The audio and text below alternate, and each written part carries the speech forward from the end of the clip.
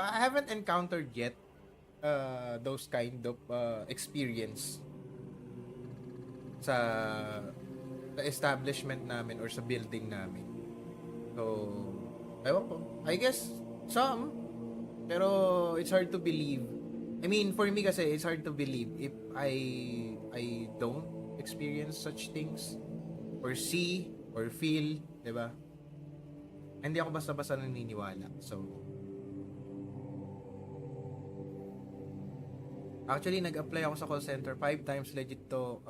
Kaso nung makita nila CV ko, overqualified ako. Kasi nung makita CV sa passer, sabi nila mag-apply ka sa big league. Ay, patayin mo. Hindi to pabuhat ako. Ay, yes.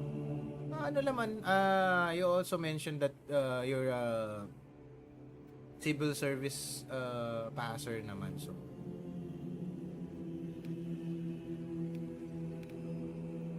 pero ano I mean, wait. Code pala sa Word.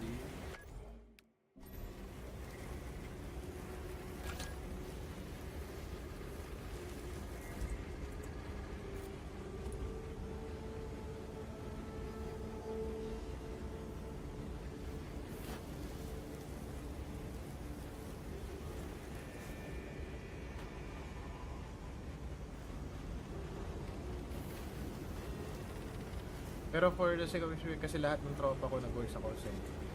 I mean, you can try.